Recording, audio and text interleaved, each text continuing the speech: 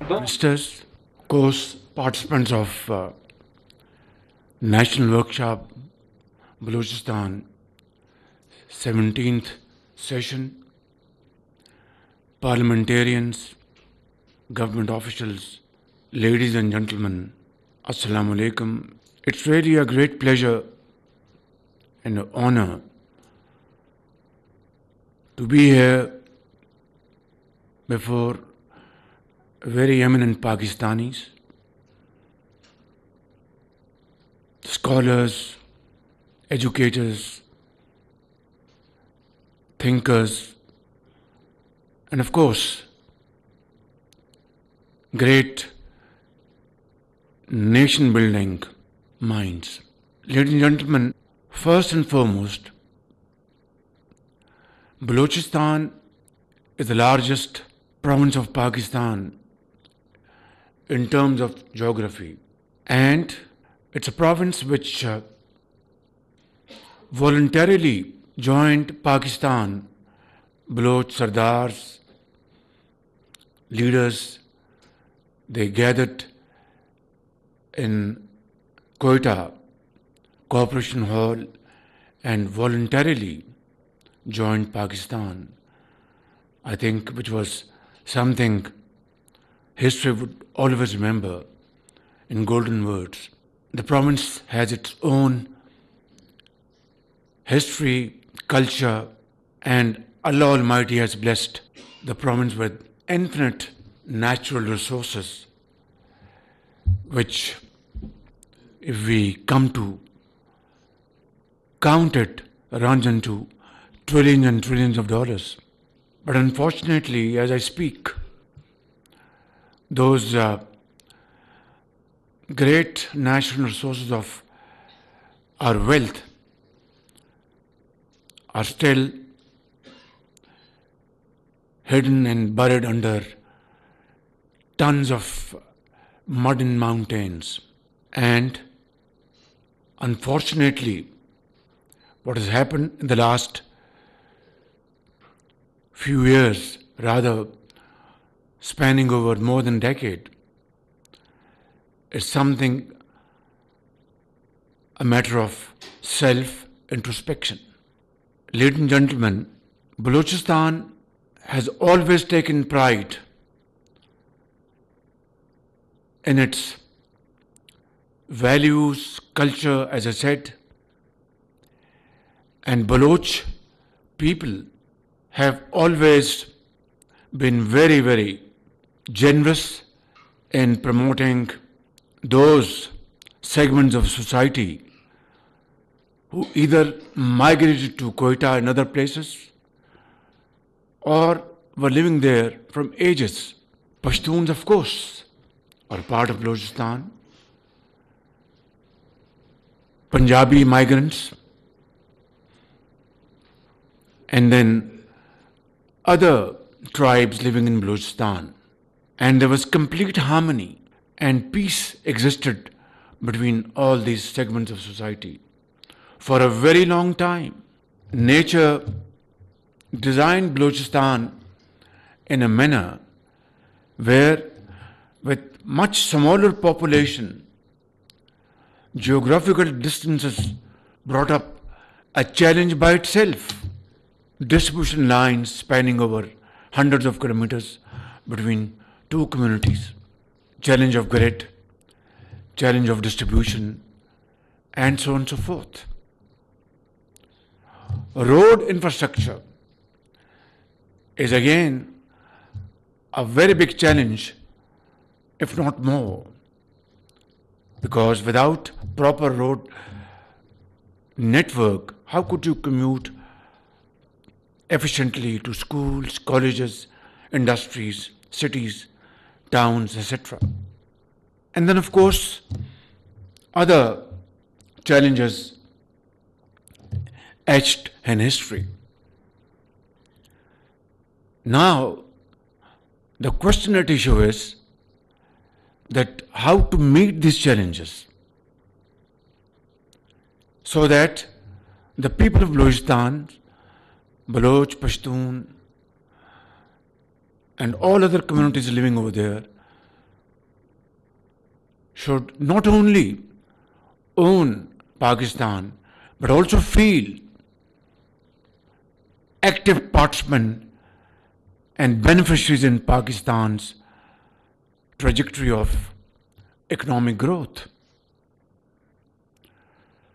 So, ladies and gentlemen, in a capsule, these are the challenges which need to be discussed, addressed, and conclusion drawn which would benefit not only the people of Pakistan but Pakistan as a country, as a nation. So, let me now address this part of our discussion and discourse. As I said and have mentioned some of the challenges, it requires financial layout, financial resources to address these challenges. Therefore, back in 2010, when NFC award was being discussed between federating units and federal government, at that point in time, Sayyid Yusuf Raza Gilani was the Prime Minister of Pakistan and Honorable Asif Ali Zardari was President of Pakistan.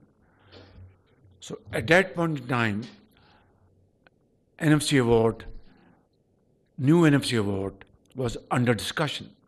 I would like to mention in all humility that in Lahore, all four chief ministers were gathered together along with their finance ministers, and of course,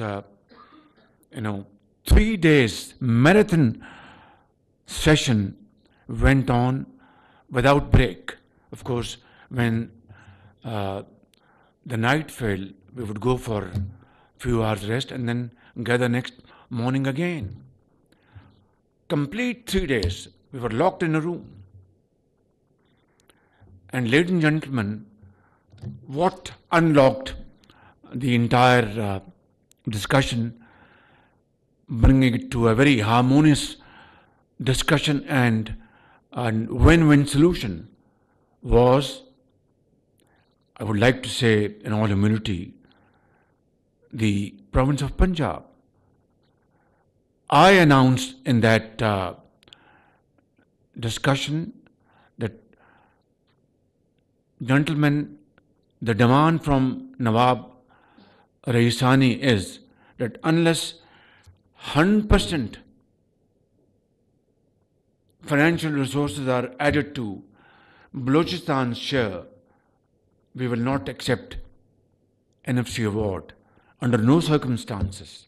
I said, Punjab is ready to contribute whatever amount is required to meet my brother Aslam Raisani's demand. And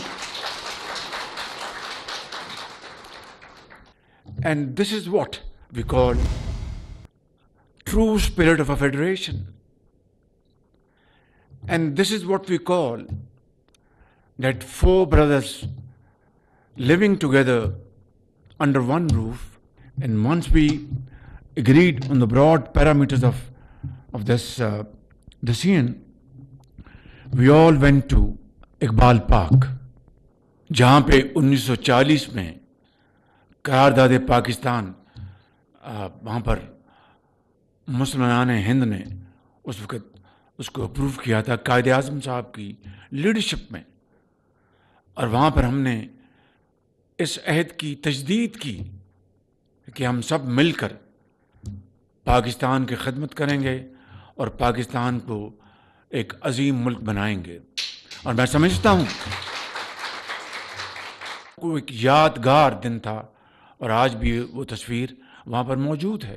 और जब मैं बलूचिस्तान के भाइयों और बहनों की बात करता हूँ, बच्चों की, तो उसमें मैं कोई जुग्राफियाई तकसीम की बात नहीं कर रहा, क्योंकि हम पहले पाकिस्तानी हैं, फिर पंजाबी हैं या बलोच हैं या सिंधी हैं या पश्तून हैं। तो मैं समझता हूँ کہ آج کا جو اس ورکشاپ کا موضوع یہ ہونا چاہیے، یہ کیوں ایسا ہو رہا ہے؟ تو پھر کیا ایسی بات ہوئی کہ ہم میں پھر فاصلے پیدا ہوئے، شکایات پیدا ہوئیں، گلے پیدا ہوئے؟ حالانکہ پاکستان میں دہشت گردی کا 2018 میں مکمل خاتمہ ہو چکا تھا۔ میرے بھائی اور بہنوں، یہ ہے وہ جو ایک چھپتا ہوا سوال جس کا ہمیں آج جواب تلاش کرنا ہے۔ میں ایک اور مثال آپ کے سامنے پیش کرنا چاہتا ہوں۔ To understand the issue in its real perspective, in its real context، آپ کو علم ہے، جو بلوچ میرے بھائی یہاں پر بہنیں موجود ہیں بلوچستان سے، پشتون ہیں، بلوچ ہیں، بروئی ہیں، جو اس وقت روڈ جو ہے جو کراچی سے چلتی ہے اور چمن تک جاتی ہے، وہاں پر بلوچستان میں بتایا کہ اس کو ہم خونی روڈ کہتے ہیں، کیونکہ ہر روز وہاں پر ایکسیڈنٹ ہوتے ہیں، ٹریفک گاڑیاں کولائڈ کرتی ہیں، لوگ مسافر جو ہیں وہ بیچارے جان سے ہاتھ دھو بیٹھتے ہیں۔ انتہائی قابل احترام میرے بھائی اور بہنوں، یہ بات کوئی 3 ماہ پرانی ہے، 4 ماہ پرانی ہے۔ مجھے اس خونی روڈ کا اور اس کا 300 ارب روپے اس کا تخمینہ، یا 350 ارب روپے اس کا تخمینہ ہے، اس کو 2 رویہ کرنے کے لیے، تاکہ یہ جو خونی روڈ ہے اس کو امن کی روڈ ہم کنورٹ کر سکیں، اس کو بڑا کر کے، اس کو چوڑا کر کے۔ یہ آپ کے علم میں ہے کہ یہ تیل کی جو قیمتیں ہیں، پیٹرول کی قیمتیں، یہ ہر 2 ہفتے بعد قیمتیں اناؤنس ہوتی ہیں۔ ایک موقع کے اوپر تیل کی قیمتیں نیچے آئیں، پیٹرول کی قیمتیں شاید 8-10 روپے فی لیٹر تیل کی اور ڈیزل کی، وہ میں نے حساب لگایا تو کوئی سال کا 180 ارب روپے اگر میں ریٹین کر لوں تو یہ خونی روڈ یہ امن کی روڈ میں بدلی جا سکتی ہے۔ میرا اس فیصلے کا مقصد ایک ہی ہے کہ پاکستان میں ہارمنی، صوبائی جو محبتیں ہیں ان کو جوڑنا، یکجہتی اس کو فروغ دینا، اور ترقی کا پروجیکٹ ہے، اس کو اگر میں پیسہ لگا دوں گا، کہ مجھے یقین ہے کہ پشاور سے لے کے کراچی تک ایک آواز نہیں آئی، تو میں نے اللہ تعالیٰ کا شکر ادا کیا کہ یہ وہ سوچ، یہ وہ فیصلے ہیں جس سے پاکستان یقیناً ان مشکلات سے نکل کر آگے جا سکتا ہے۔ ان conclusion I'd like to say کہ یہ مسائل آج کے اور کل بھی ہوں گے، لیکن ان کو ریزالو کرنے کے لیے ایک بات شرط اول ہے کہ یہ یقین کہ یہ ہمارا پاکستان گھرانہ ہے، ہم نے کہیں آگ لگے گی تو اس کو مل کر بجھانا ہے، اور امن کو، ترقی کو اپنا مشعل راہ بنانا ہے، اس کو فروغ دینا ہے، اور اس کے لیے ہمیں یکجہتی، محبت، اظہار، قربانی سے کام لینا ہے۔ تب تو پاکستان انشاءاللہ ایک عظیم ملک بن جائے گا، اور بنے گا انشاءاللہ آپ سب کی کاوشوں سے۔ میں اپنی بات کو اقبال کے اس شعر پر ختم کرتا ہوں: فرد قائم ربط ملت سے ہے، تنہا کچھ نہیں، موج ہے دریا میں، بیرون دریا کچھ نہیں۔ پاکستان پائندہ باد۔